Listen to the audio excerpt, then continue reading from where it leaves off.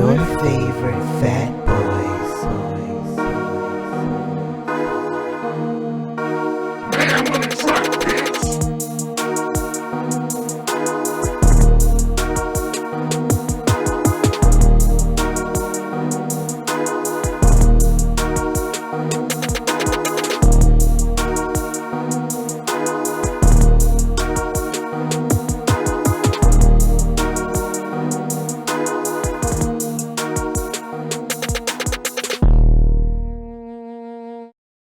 What's the world? It's your favorite fat boy, Jerron. Stefan, aka Mayhem, aka your business mogul, aka your easy breezy beautiful cover girl. Who cover girl you are? Don't worry about it. You don't know what I do on the weekends. I surely don't. So we have another special guest with us today. We have a friend of mine, founder and CEO of Janet and Joe Nail Polish, Kendra Woolridge. You have hey, I don't have to clap. Do the special guest things. You have the distinction of one being the first Skype interview that we're doing on our podcast, and two being the first woman that we have invited to our podcast. Really? Yes. What's that about? Now I'm interviewing you guys. We've only had one other guest. Well, I don't know if Kendra remember me telling her this, but I reached out to her a long time ago and asked her about being on the podcast, and I wanted a woman's perspective on here. And Kendra is someone I've known, I think, since 2008, 2009? Yeah. 2008. Yeah, through mutual friends. And so Kendra can hold on the conversation. So I always thought that would be, cool for her to be on and, have a female perspective on here eventually. So I'm ready to have a female perspective on here now. So, Kendra, go ahead and tell us a little bit about yourself before we start the interview part of the podcast. A little bit about me, not the company, right? I guess it's better to talk about the company. If they're interchangeable, go ahead. They are. The company is me. So I'm Kendra. What can I tell you? I love polish. And it's funny because, when you think about businesses, people always say, well, what do you love doing? Even though I love painting my nails, having a polish company I didn't think of until I started with wish a lot. I would say, oh, I wish they had this color. I wish they had this shade. I wish my polish would do this. And then it turned from I wish to I want my own polish company one day because then I don't have to worry about that. But even when I would say that, I think I was just talking shit. I was like, I want my own polish company. But I didn't think about putting any work towards it. And then my friend challenged me. And it was a wrap after that because I don't like to be challenged. But my polish is me. So when you say, tell me about you, it's hard to not talk about polish because I just love polish. When I meet people, the first thing I do is look at their hands, even before I had the company. We all have fetishes. It's a natural thing for me. And so if they had a color that I liked, I'd be like, oh, what is that? So now when it's oh, tell me about you, Kendra. It's okay, well, I like polish. I like leopard print. I like rock music and I like people. So I combine everything I like, I guess not the music part, but I combine everything I like and I was able to make a business out of it. And so my goal is to just spread love and educate people on the toxins in polish and healthy alternatives and kind of inspire people just to follow their dreams and whatever their passions are. So help you tap into that. So that's who Kendra is at my core. Yeah. Very well put. I can feel your energy when you talk about your love of polish. You lit up. And so that pretty much takes care of the first question of why nail polish was my first question. So you pretty much answered that one. So when you were thinking about Janet and Joe, was it something else, or you were dead set on it being nail polish? Oh yeah, there was never anything else. It was always polish. It's funny because when hindsight's 2020, and so when I look back, it's just it's kind of a full circle thing because polish has been a mainstay in my life. When I was a little girl, I was always playing in nail polish. I was always mixing polishes together to create a color. I was always painting my nails. Fast forward, well, not even in high school, my nails were always done. I would have intricate designs and colors. I started to buy brushes and would do my own nail art. Move forward to college. I had drawers of polish, and people would come to my room my freshman year when I was in a dorm. They would come to my room like, "Hey, I'm going out, Kendra. Let me get some polish. Let me get some polish." So like I was always, everything was polish centered, polish focused, but it was just like, this is something I like. This is something I love. You know what I mean? And then I'm frugal, so I don't like paying for things. And if I can figure out how to do it, I'm gonna do it myself. So I remember my junior year of college, I got tired of going to salons, so then I started doing my own acrylic. And I was sitting there filing, buffing my own nails, doing the tips and all that. So like, it's like everything was always polish and nails with me. And it wasn't until later on when I was just like, create these colors that you keep dreaming up, because you're not finding them. So create them. But there was never an option. It wasn't like I was creating a company to create a company. I was just creating my love. That is an oddly specific love. I like that. So are you making, were you making the polishes yourself? Or were you experimenting in the college days? No, college days. So when I was a kid, I was mixing polishes, which you should not do because they would just get like gloppy. I don't know what it is about mixing the chemicals together, but they would not agree because it'd just be different brands and I would mix it to get what I wanted.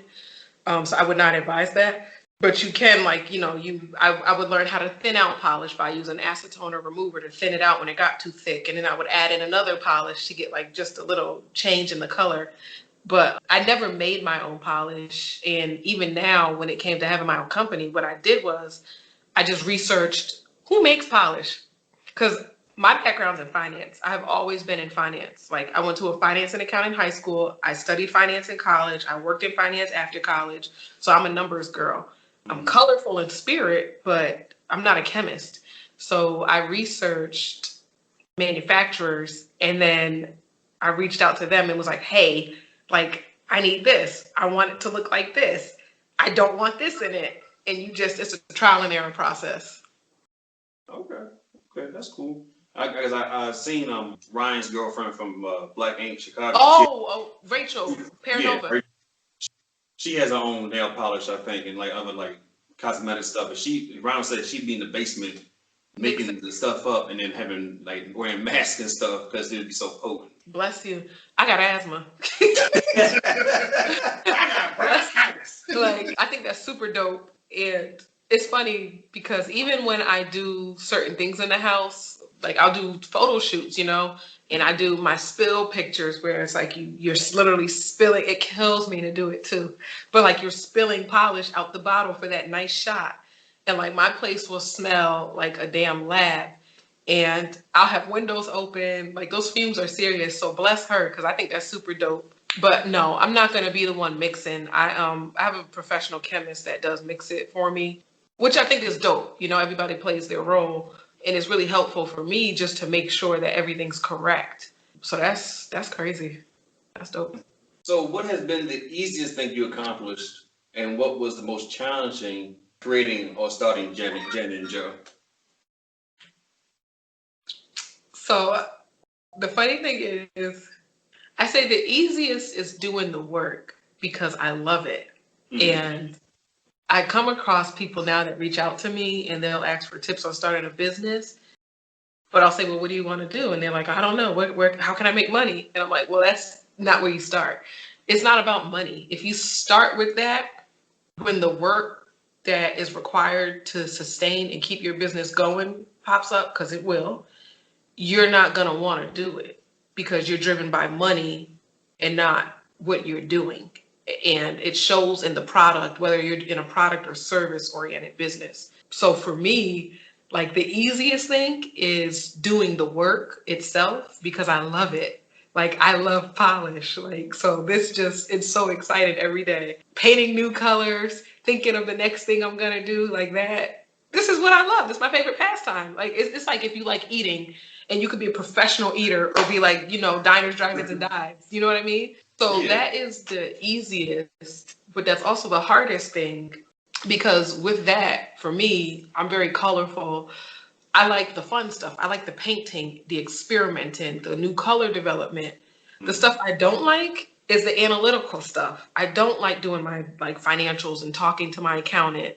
I don't like having to file certain things and look at certain reports to see trends. I don't like having to even plan calendars based off of holidays, like your promos based off of like the holidays, because you have to think a season ahead of time with fashion and beauty.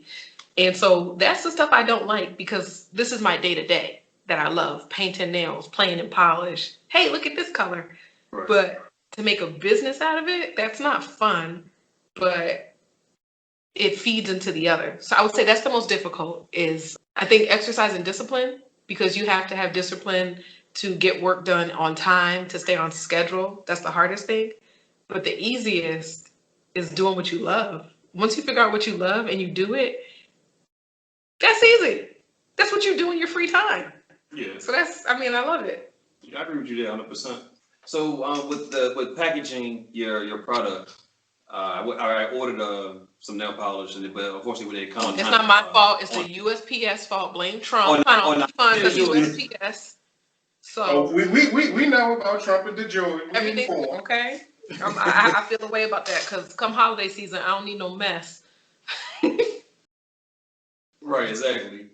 When I did order some before, and it came in a gold envelope, and it came with like this card of yours explaining, who you are and the business and everything, and I guess like confetti and packaged inside. What was the inspiration for that? Like, I've never seen a gold envelope be delivered less than, like, I'm thinking like Willy Wonka and the Chocolate Factory. I love gold. Like, I'm a gold member. I love gold. Seriously. Like, I'm not into white gold, rose gold, silver. I'm into yellow gold. So like, it's just like, I kind of I'm giving a piece of myself to my customers. That's why the logo is a pineapple. It represents hospitality. I'm welcoming you home, into my home. And so even though you're not physically in my home, I'm bringing that to you. So like, I love gold. It's like just shiny. It's warm. It's welcoming. So you see the shiny package. You're like, oh, what's that? That's for me. Right. And then you open it, and the first thing you have is this note facing up that has your name, and it's saying, hey, thank you. Welcome to the Janet and Joe family, because I want you to feel a part of the family. And so that's just I'm into personal notes. I'm very old fashioned. So, we're in this age of text messages and emails, but you don't often get a handwritten card, or you'll get like an Evite, and not like an actual invitation in the mail. Exactly. I'm very old fashioned. Like when I turned 29, I sent invitations in the mail to everybody for the party. So the same thing, I'm sending a personal thank you note to people, because you don't have to purchase from me. You have so many other options out there. Hell, you don't even have to wear nail polish. So the fact that you choose to purchase Janet and Joe, I'm very grateful, and I want to acknowledge the person, the individual, and say your name so you feel seen, because you are. And then the crinkle paper, the gold and the white, it's a party in a bag. So it's just like, we're here. So that's why I just like parties. But I wanted to make sure it was something that was recyclable. So that's why it's paper. Because actually when I started, it was these little foam things. And I was like, this isn't eco-friendly. So it's really just to welcome somebody. Like, it's a celebration. It's a party. Welcome to the family. I see you, and you're going to love this product. That's awesome. Now, with something I noticed with Black-owned businesses, I want to know if you notice it as well. Do you see other companies, Black-owned, take that extra step like you are to make somebody feel welcome? Because like when I buy something that's Black-owned, I see the attention to detail, like packaging like that, or that personal touch. Whereas though with another company that's not Black-owned, it's just here's your product, here it is, that's it. I mean, is that a Black-owned thing or a small business thing? It's a small business thing in my experience. I think, so I can see through two different lenses. One is the customer and one as the business owner. And it's a small business thing for sure, because you're not dealing with as high a volume of sales of, let's say, a Ulta or a JCPenney, these big stores that sell multiple products. When you're just a small business, you have a smaller volume of sales that you're producing or putting out, and also a smaller audience. So it's easier to customize and put in that thank you note. Whereas when you grow, you can keep that a part of your process, but your costs are going to increase. And, as a small business, you have to be mindful of your costs. But I noticed, I purchase from Nordstrom's a lot. And when I order from Nordstrom's, I get a cardboard box that says Nordstrom's stamped on the side. I get a return label, a receipt, and I get my items in a plastic bag. That's it, which is crazy because you pay a lot of money for Nordstrom's or Nordstrom's Rack. I shop at Nordstrom's Rack, let me not front, but you don't, Right, you yeah. don't get much. And then when I shop from these boutiques on Etsy, I get a nice thank you note. So it's the small business thing because I think when you're a small business, those sales, they really count. Not saying it doesn't count for a big business, but it really, I mean, that really pushes you. Like for, let's say Nordstrom's Rack, if they make me mad and I'm like, I will never shop there again, I'm not gonna affect them as much. Yeah, they probably don't care. Nobody's gonna care. But when you're a small business and you don't have that reputation yet, you don't have a strong family, as I like to call it, but let's say, customer support, that infrastructure there. One customer that writes a review, let's say on Instagram, and I got enough followers on Twitter or IG, and I'm like, yo, they're trash. I don't know who you are. There's no trust. I'm not gonna shop from you. So, we take these extra steps to build a relationship with customers. But to answer your question, to kind of go back, I definitely see that with Black-owned businesses. I wish I had the earrings in now. There's a Black-owned business in the area local to the DMV. It's called House of Jan. Love them.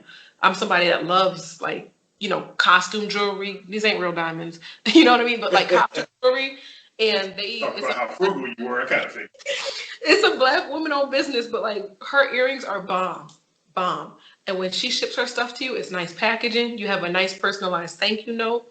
Another one is a lipstick company called Gold Label. Nice packaging. You get a nice note with your order. So it's a small business thing for sure. Okay. Now, how do you have you come across anybody like, hey Kendra, let me get like 2 for $20? Anybody try to frugal you or finagle you out of a deal in a sense like that? It's like it's that stigma of if the Black owned business, Black people want to come there and kind of like bargain with that person.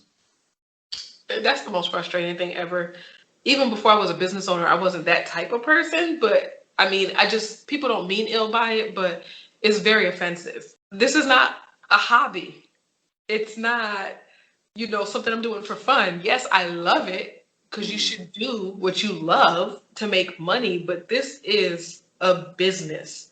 Like, I'm not in this for the hell of it. I'm not in it for a like on Instagram. It's not to appear successful. It's to be successful. So it's to make sales, and nothing is free. So if you get a homie hookup, I am paying for that personally out my pocket.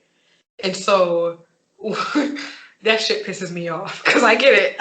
People will be like, Hey, haggling is a part of business. I don't go into a car dealership This ain't expecting to pay the full This ain't price. a car dealership. This ain't a car dealership. This ain't no damn market. This ain't no like flea market where you can haggle. Because I'll tell you one thing: you don't go to Macy's, you don't go to Nordstrom's, you don't go to Lord and Taylor, Bloomingdale's, you don't go to Ulta. Because I'm gonna keep it specific to makeup. You don't go to Ulta and Sephora and be like, "Hey, can I get this Fenty lip gloss two for one?" You don't do that. I mean, if I did wear lip gloss, maybe I would. But So my thing is like, don't come to me with that. yeah. Because it costs me. Everything costs me. I don't think people understand, like, when you're creating your price point, when you have a product, I'm focused on product service businesses right now because I have a product. When you create that price point, you have so many factors to consider. You have your costs to consider, and cost isn't just the product itself. You have to think about your packaging. You have to think about your regular business expenses. You pay taxes. You have to pay quarterly taxes as a business, your overhead, your operations. Then it's to sell this to you. And you want to make a profit, but at the same time, and when you say making a profit, what does that go to? You have an accountant, I should hope, right? You have your business taxes that you're paying. You want to try to pay yourself somehow in these numbers, right? Think about how you're going to pay yourself if, prime example, my product's $18. Mm-hmm. And you break that down to the cost of the product, then my business expenses, your overhead, then like marketing expenses, your packaging, which is into the cost, but then somehow you want to pay yourself and you want to be competitive so that people can afford your product as well. And then you're asking me for a discount, so I'm basically working for free. This ain't volunteer work. This ain't volunteer work. Like, get your ass up out of here. Like, it's so insulting because it's like, you want to support me, then purchase it. If you can't purchase it, retweet it. If you don't want to retweet it because it's not in your lane, like it. If you don't want to do that, tell somebody about that. There's so many forms of support that's not monetary. But don't ask me for a freebie. Don't ask me for a discount because somebody's paying for it. Whether it's you or me, somebody's paying for it. Right. And it's highly insulting. Like I get people all the time. Like It's called the vapors there. people ask me for free products all the time. I think everybody looks at kind of like, oh, it's a t-shirt, it's a hat, it's just nail polish, something small. You can get that to me. Because I know when I first saw you were about to launch, I was like, oh, how can I support? And I appreciate that. Thank you so much. Because I never forgot. No problem. I think about with me, I want to support my friends the best way I possibly can. If you give me something like, hey, Jerron, try this, or can you wear this, or what the case may be, I'll do it. But I want to come to you and be like, oh, hey, let me get, 2 for $10 on the nail polish, real quick. What the price point is, I'll pay it. I brought one for my little girl. She's like to paint her nails, so that's what I got it for. So You sure you can't just give out samples for the exposure? You know what I'm saying? No. Word of mouth. And that's another thing. Like when people think about samples cost. It's free to you, but like I have nail polish, so even those bottles that they go in, I'm paying for each bottle. And then I have to follow FDA regulations to make sure that I have the labeling on those bottles. So like people don't think about that. Like, cause a friend of mine, we was talking about stuff and he was like, why don't you hand out samples? And I was like, cause samples cost. And I ain't got like, this is a self-funded business. Like I didn't want to take out any debt. I have enough debt because of grad school. I'm not trying to take out any debt. Right. And so when I created this was the straight up, this is me pumping in cash into this business. It costs a lot to start a business. Like when they say it costs money to make money, that's so true. It costs money to make money. You have to pay for marketing. You have to pay for your product. You have to pay for research and development. You have to pay for everything. And I was paying for that out of my pocket. I will say that I took advantage of the free money that's out there because there's free money out there. And so I researched every grant possible and I applied for every single grant possible. And I got denied for all but one grant. But that's all that matters. Because it don't matter who says no. You get that one, you can give me a $200 grant. That's $200 I didn't have before. Yeah. So I was blessed to get a small grant and it helped. It helped. So I pumped a lot of money into this and I still do. Like it's a lot of personal equity and it's not a complaint, but that's why it's like I'm coming back to you have to make sure whatever business you're doing, this is your passion. I've never been in this for, I want to make money. It wasn't a get rich quick scheme. It's not about making money. It was about sharing my passion with the world. And it just so happens that I could make this, something that I live off of, my lifestyle. But this is what I love. You gotta truly follow what you love. I agree with you 100%.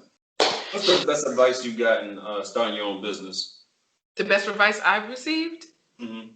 My dad tells me to stick to my plan and like, this is a business. Those words, that's the best advice ever because in case you haven't told, like you couldn't see, I'm very emotional with it because I love polish. But when it comes to business, you got to remove your emotions, and which is hard to do when it's your baby. But this is a business. Your bottom line as a business is to make money. So that's the best advice I ever received. And I have to keep that in mind because you have a lot of opportunities where it's partnerships maybe with a friend or someone and you may want to be a little relaxed with how you would normally operate, but you need to keep in mind that this is a business. And so that friendship, you check that at the door and you have your business hat on. And even when opportunities come from other businesses and corporations, I know for me, like I get so like starry-eyed because it'll be like certain organizations and corporations. And it's like, oh my gosh, they want to work with me, little old me. But I have to come back down to earth and be like, this is a business, Kendra, because sometimes you get caught up in the hype of these big names wanting to work with you. that you may kind of sort of let yourself get screwed just so you can have that affiliation. And you don't want to do that. And so I have to be mindful. I take time when I review these contracts and deals. If the numbers don't make sense, I'm not doing it. I don't care what name is attached to it because this is a business. So as long as you follow that, you'll be fine. Okay. So where do you see Janet and Joe evolving into the next few years? Oh, that's easy. I had that vision before I started the company. She's going to be a household name. I say she because it's two women. I named it after my grandmothers. So I always said, I'm going to be the Black Kate Spade. And I say that because Kate Spade, she didn't stay in one lane. She had purses, she had shoes, she had pens, she had cups, she had planners, yearly planners and stuff. So my goal was to always be Black Kate Spade and be a household name, which is also a bit of advice to be mindful of, like, not just what you're trying to do in the immediate future, but the long term, because that goes in line with your branding when you select your company name, your logo. So I was mindful, the pineapple, it tied into my story and what I'm trying to create here. But I wanted to get to a point where the pineapple outline became synonymous with Janet and Joe. So when I use my pineapple, I don't even have to put Janet and Joe because you know what it is. And I get people all the time, they're like, oh, you should do lipsticks. I'm like, yeah, lipstick isn't my passion, but you know what it is? Earrings and shoes. So guess what you might see later on some shoes? A pineapple. So long term, I'm going to have a lot of other products that I'll introduce. And my goal is to be a household name. But above that is to really just educate people. That is like the mission and the core of the company, is to educate and inspire people. So as long as I do that, I'm fulfilled. I'm happy. So, well, hopefully you can accomplish that goal.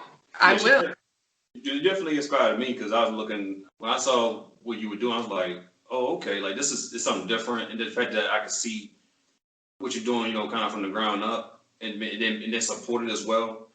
You definitely feel attached to it. So I definitely wish you all the best with this and hope that this takes off for you and you out of here. So Thank you. One last question I do want to ask is with the pitch. You touched on that because I saw you on your Instagram story. You had an announcement to make.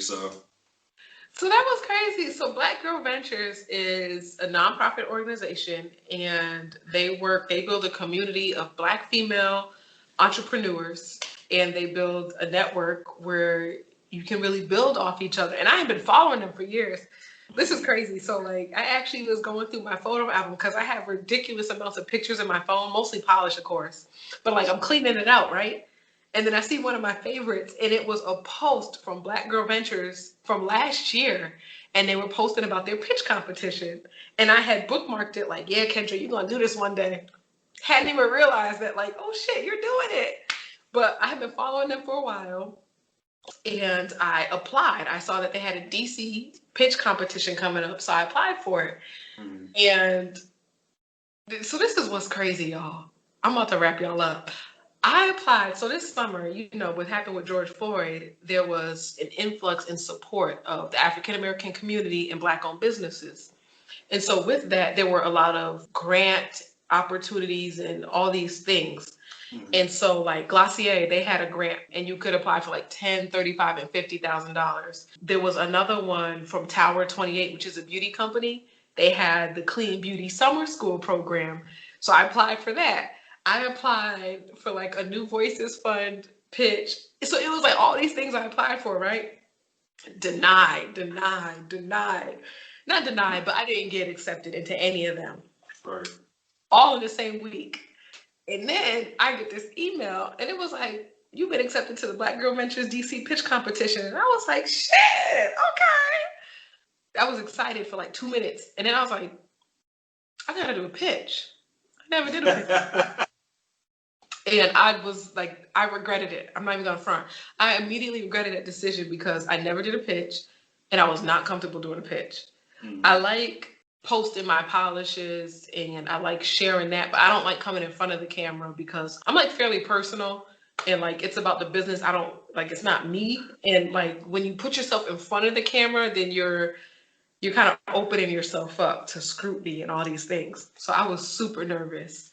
And that was probably the best decision I ever made because it forced me to step outside of my comfort zone. And the coaching that you receive in the program, the support from other female entrepreneurs is like, that was priceless. That was a great experience in itself. But so I did the pitch competition, right? Mm-hmm. And so me and this other company, she's super dope. I have to shout her out. Her name is Sweet Kiwi. They're sold in Whole Foods. They just got a distribution deal with Target, and it's Greek frozen yogurts. And each pint is either, I want to say, 39 calories or less. Super dope. Y'all gotta support her because it's a Black woman-owned business. Me and this girl were neck and neck. Like, I'm talking about every time I got a vote, she got a vote. So like at first I was leading the first couple of days because it was a 7-day window where people could vote for their favorite company that did a pitch. Right. And the way you vote is by a monetary donation because it's a crowdfunding pitch competition. So I like that because, you know, we're not comfortable with asking for support. So it also helps you learn how to ask for support as well. Right. But me and this girl, this company, we're neck and neck the whole thing. And finally, like 11:40 p.m., I said, she gonna get me on these votes. The last day, the last votes got in, and I want to say Sweet Kiwi got 100 votes, and I got 94. I was like, damn, I lost, man. But I forgot the top 3 companies get the grand prize, which is you get $3,000 worth of Google advertising credits, you get a HubSpot account, you get a Salesforce for startups account, you get business coaching, mentorship. So I'm like, oh. So when I realized I still got that, I'm hyped because that's what I wanted. Like, I need coaching at this point. I need help in how to scale. And then the founder, her name is Shelly Bell. She's just like, I'm so happy I did this program just so that I met her and have her as a mentor because she's everything. But she schedules a meetup, which in my mind to do a testimony about the program and my experience. This was actually last Sunday. So we meet up last Sunday and they asked me questions on my experience and like the pitch competition, any, you know, feedback, lessons learned. And then she's like, yeah, how much did you ask for in your pitch? And I'm like, yeah, I asked for $50,000 because I want help with marketing and business operations. And she's like, yeah, well, you have an anonymous donor that donated $100,000 to your company. I said, so I start laughing, right? Because my immediate reaction to this type of stuff, I'm just like, whatever. So I'm laughing. She's like, no. So yeah, you got a $100,000 donation to your company. That's the most in the history of this program. Hey, when I started boohooing, I said, somebody to me? Because, you know, it's one thing for you, you know, you believe in your thing, your passion, your dream. But when you get that support from, you know, external support, it's a whole nother thing. It just validates that you're on the right path and you're truly walking in your purpose. And so that makes me, I mean, like you're at a loss for words. You're grateful, and it opens up a world of possibilities. And so for me, I'm grateful because, you know, I didn't come in first place technically vote wise in the competition, but she was like, that was the most in the history of the Black Girl Ventures program. And just to go back to how I like followed this program and I admired them so much, and I would never think that I would be in it, let alone, you know, make history in the program. It's a blessing. And it's just, it lets me know that I am walking in my purpose and my truth, because everything I do, God is first in all I do. And so like I ask for guidance if I'm making the right business decisions, if I'm putting out the right messaging. Yeah, that's Black Girl Ventures. That's Black Girl Magic. Man, that's what's up. I didn't say the dollar amount because I don't like to share that, and it just kind of fell out my mouth like, but yeah. She broke it here first, everybody. Right. Ha! You broke the story. High five. Yeah, I won't be sharing that online at all. But yeah, so an anonymous donor, thank you, bless you. They donated $100,000 to my company. So the way it works with Black Girl Ventures, though, it's a 70-30 split. So I'll end up getting 70,000. But shit, like that's opening new doors. Man, I don't know how you hold that. I don't know how you held that in, because somebody donated that to us, or just to me, period. You just excluded me from all that. All right, you too. I would be through the roof. I wouldn't be able to contain my excitement. It's I'm so happy for you, and you know, just How long have you been been doing this? Like not the whole year, right? Just Oh, a, no, we hit a year in August. okay. But it's a blessing because I plan out a lot of things, and it's like, okay, I actually had a plan on like trying to find sources of funding, and I've been just so adamant on not taking out debt, but I had reached a point where I was like, okay, well, it's time to take out some business loans, Right. to finance the next steps in the company. And so when this happened, it was just like, I'm telling you, he's an on-time God because Yeah. I had these things planned, and it was, I was about to, apply for some loans, and then I got this news. And so it's a blessing just to be able to, push forward with my company and what I have planned as far as next steps, and to have the capital to do that, because of an issue with Black businesses, is our access to capital. And so to have access to capital, I'm speechless. Like I'm forever grateful for that. Man, that is, I can't say awesome enough. I need to find a new word, but that is so great to hear. Just to Yeah. to get that kind of a donation support. We made a donation to her pictures as well, so I wanted you to Thank you. Y'all are a part of that 100,000, so thank you. I like being involved in things I didn't know about. Yeah, but I'm gonna support my friends any way I can and anytime I can. So, if you ever need anything from us, Kendra, just let us know. We can help out some kind of way. So Thank you. I'm all for it. So that sums up the first part of our podcast for Kendra here.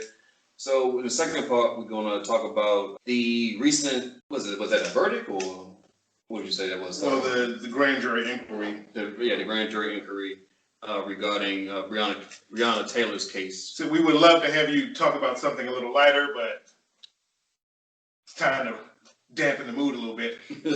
So when you first heard the news of the officer getting, what was that, wonton? Yeah, for shooting into the neighbor's apartment. Right.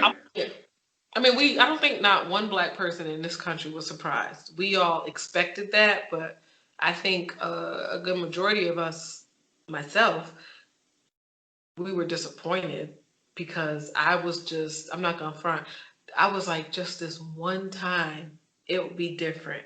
You think on the heels of all that's happened in 2020, Mm-hmm. and with the George Floyd protests, with the support, and I think just this, like, it was like an awakening that occurred in June, where so many people that had denied that racism exists, I think it was so undeniable. Now, to me, it was undeniable with previous footage of all the other killings, like Alton Sterling, right? But it was so undeniable for many others when they saw the George Floyd videotape that, maybe the Breonna Taylor case would be different. So there was that hope, and you need hope. And so when that hope is just killed, and like what we knew would happened, it was just like, fuck. I'm not gonna front. I was pissed off. I still am pissed off. I'm very angry, because I'm done having conversations. Like, you can try to have conversations with people, explain to them what's going on, but I don't believe that they don't understand. I don't believe that people don't get it. I don't believe that it's like, oh, they're oblivious. No. It's a will for ignorance. They get it, but they don't want to accept that, because that changes their entire reality, and it changes people's, like, what to be true. It is very uncomfortable. Like, ain't nothing left to talk about. That's state. Like, they killed that woman. And like, when you look at pictures of her and stuff, like, she was, because sometimes you think, I don't know, but they're kind of dehumanized. People become hashtags and they become movements and things. But Breonna Taylor is Kendra. She is my sister. She is my friend. Like, she's all of us. And I sleep on my couch. Couches are very, like, I like to be comfortable. I like to sleep on my couch. So to think that people could just knock down your door and they could shoot you, and they'll get indicted for shooting bullets into your neighbor's apartments, but not into your body. My Black body means nothing to the state, to the government. But it's more drywall can be expensive. Man. The crazy thing is, like, for me, I just want this same energy that we have during election years to continue, because, like, every 2 years you have a midterm election. So we need to keep that that energy up for midterms, because that determines your state and your local, Right. those local leadership positions. And that's even, I don't want to say even more important, but that's very, very, very, very, very important to your day-to-day life. Oh, so y'all may not know I have a master's in public policy, okay? Don't sleep on your girl. But like, did you see what you just did there? like no, but like it's very important that we stay on top of these things, that you read up. Even you don't have to read a whole legislation, but you can go online. Like, this stuff is very transparent as far as people's voting records, what's up for votes right now. But this is literally your lives, and we are paying these people to disrespect us, literally, because Yes. you're paying lawmakers. They're on your payroll as a taxpayer. And so it's like we're asking, but I'm done asking. Like, you tell them. And if they don't do what you want them to do, you get their asses out. And I think we need to make sure there are too many people who are eligible to vote who are not registered and who are not old enough to vote. And when you talk about voter registration, like, that conversation is always amongst you and your peers, right? But what about those people outside of your circle, that sphere of influence that you have, people that you come into contact with who are above 18 years of age, who are eligible to vote, who are not registered, who think that their vote doesn't count? Like, we all need to educate them. We all need to ensure that they are voting. And if someone says their vote doesn't count, then you tell me why they're trying to take our vote away even today. It's got to count for something. Yeah, exactly. Breonna Taylor got to be the last one. I'm tired. I have conversations even with African Americans where they're like, oh yeah, that racism, that was old. I had a conversation with a guy the other night, and he was talking about how it was worse in the 70s. I said, well, how so? And he was like, because racism was more prevalent. I said, no, it wasn't. What makes you think that? Even today, people could outright deny what we deal with on a day-to-day basis. And I think people are only faced to acknowledge it because you have video footage. So what about the stuff that's not recorded? Exactly. It's too much. It's ridiculous. I'm not here to make anybody feel comfortable. I'm not here for your feelings, because this is a life and death situation for people that look like me. As far as the Breonna Taylor case goes, I said it in the last one, that right or wrong, everything that the police did was lawful. So I just had a feeling that nobody was going to get criminally charged. Even if it was unlawful, they would have got off. Shit. That's a strong possibility. That's a strong possibility. But as far as, with the grand jury inquiry, I said, just looking at it, they had a valid warrant and they returned fire. So regardless of right or wrong, granted, wrong is shit. Everything was wrong. Yeah. But I still don't get no. Even still with the grand jury thing, the thing that bothers me is they withheld a lot of evidence. So they didn't. Oh yeah, with the grand jury, the prosecutor presents what evidence they think would get charges. It was awful. It was awful. Like how they tried to, they had that smear campaign on Breonna and her boyfriend, which is fucked up when you think about it. Like, at the root of it, at a basic human level, that shit is fucked up. I mean, you see that all the time. You see that somebody get killed, you drag their name through the mud to try to justify the fact that they were murdered. Exactly. It's awful. They try to get her ex-boyfriend, who they were looking for, to say that she was selling drugs for him. Yeah. Yeah, that she was accepting packages in the house. They were going to give him a plea deal. It's awful. Yeah, because there's no ownership, there's no accountability, and I think that's the most dangerous thing when it comes to, American law enforcement, is there is zero accountability. You can do, which is what they're showing us, is that you can do whatever you want, and there's no accountability for it. No one's going to answer for that. That shit is fucked up, man. I mean, even if you think about, like, there was something that was mentioned on the news. They were talking about, like, the, cases of police shootings, fatal police shootings. Mm-hmm. They had the nerve to bring up this one case. I want to say it was in Milwaukee or something, where it was a police officer that shot a white woman. Guess what that police officer was? He was black, right? That was one of the few where, the police officer was convicted. But it speaks volumes because, people always say, well, you're race baiting. And why are you bringing race into this? And it's like, because race is a part of this. You can't have one without the other. Breonna Taylor has me sick. I was sad. I've been sad a lot this year. It's a lot to take in. Especially when you see Ahmaud Arbery, Breonna Taylor, George Floyd, Jacob Blake. It's so many other videos that have come up that didn't even happen this year.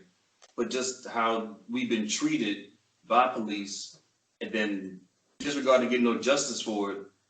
it takes a toll on you. Like I can't watch the videos, or I'm just after a while, like watching George Floyd took a lot out of me. It's too much, and like it's our people. So I don't know. I mean, It could be any one of us. at a human level, for me, even if it wasn't a black person, I just couldn't stand for any mistreat. That's what bothers me. I'm gonna be real with y'all, like, cause it's just like people lack humanity. Because even if this was a white person, I'm not okay with anybody being treated that way. Right. Like anybody. It bothers me to the core. And I don't know if maybe like we have, and I say we being African Americans and even black women, because when you think about it, how people are treated in society, you're a woman and you're black. So you have to deal with sexism and racism. So you have a heightened level of empathy that others don't have. And I don't know if it's that just makes you just feel a certain way, but I don't understand. I don't get it. But I'll tell you one thing, with all this in mind, when it comes to sitting at a table and when you got to negotiate shit, you best believe reparations are added in. There's a reparation tax into everything I do. I'm going to tell you that right now. Into everything I do. Shoot, we need to get reparations for something. There's I want to say it's Greensboro, North Carolina, but don't quote me. There's somewhere in North Carolina where they have reparations. You have to Google it. Oh yeah, I remember seeing that. I do remember seeing that. Yeah, passing legislation on reparations. Yes, yeah. If you were in Greensboro, North Carolina, because I saw that on like nowthis.com. So I think that about that's probably sum it up. As we all know, as everybody predicted with the Breonna Taylor case, that there wasn't going to be no criminal charges. But I feel what Kendra's saying, like enough talking, enough protesting. I feel like we need to start burning this shit down to be heard and make some real changes. Like you said, get these people out of office, they ain't doing nothing for us. Voting midterms is very important as well. It's very much legislative. I think we need to access the tools that are available to us. We have these handheld computers called cell phones that we don't utilize the way we should. I mean, the thing with government is everything is open information. As far as like, things that are up for, votes, and they have a commentary period. We have to pay attention to these things. We have to be active in our communities. When I say active, I'm not talking about like, clean up the sidewalks. I mean, actually going to these meetings where they're proposing these new construction sites when they're gentrifying your area, things of that nature, and not taking a reactive approach, but a proactive approach. And just, we're tax-paying citizens, so let's act like it and really be involved in our society, and not just every 4 years. And not voting Democrat because you're raised to vote Democrat, or, they say that blacks are Democrats. Like, you vote for whoever the fuck aligns with your goals and your core values. Excuse my French, but I consider myself moderate. So just being mindful of who you vote for, not blindly having any allegiance to any party or person. Right. No, I agree with that. Research everything. Yeah. So don't be a voter, be an informed voter. I'm telling you. That's the next thing. I need somebody with a IT skill or something. I just want to have an app where it's just like it could summarize people who are up for votes. Because I care about just myself and others being informed and making informed decisions. I don't care the decision you make as long as it's an informed decision. Mm-hmm. Yeah, make it a smart one, regardless of which way you go. Yeah. All right, I think that about covers everything. No, All right, so before we wrap everything up, Kendra, is there anything that you would like to promote? Any website that you want people to check out? Is there? It's time for some shameless self-promotion right now. So we have a partnership with the American Cancer Society where for the month of October, for Breast Cancer Awareness Month, which is very near and dear to me because my mother was a 3-time breast cancer survivor, and half of our namesake, my grandmother Jo, she passed from breast cancer. So this was the biggest thing ever for me, just to have a partnership with them. We have a trio coming out where 50% of the sales from this nail polish trio will be going towards the American Cancer Society, but specifically for their breast cancer research efforts. So that's late breaking here. I haven't announced that yet. I won't announce it till October. Another news breaking story. Yeah, that was announced October 1st, but that means a lot to me. And it's a trio called Breast Friends Forever. And the goal is to just really promote self exams, especially in this era of a pandemic, because a lot of people are not going to the doctor's office and getting their annual mammograms. And early detection is key in saving lives. 2 of the 3 times my mother had breast cancer, she actually found her lump through early detection. She was doing self exams at home between her mammograms. And so that is very, very key in saving your life. So with that, with our Breast Friends Forever nail lacquers, we'll be sending out informational pamphlets, showing people how they can do their own self-exams at home. And again, 50% of the proceeds go to the American Cancer Society. So I'm very, very, very, very proud of this partnership. Yeah. That's great. So we'll have all of the information where you could reach Kendra in the description, the website to order her nail polish, and all of the Instagram and YouTube so that you can follow her. So thank you, Kendra, so much for being a part of this and, stopping by, sharing your time with us and letting me, get my journalism on. And I really appreciate that a lot. Before you go, what's your favorite podcast you like to listen to? I really like How I Built This with Guy Raz. At least you didn't lie. I guess you're You right. know it wasn't us. All right, everybody. So that's the podcast. As always, you can check us out on YouTube. Follow us on SoundCloud, Google Music Play, iTunes, and Spotify. Peace out.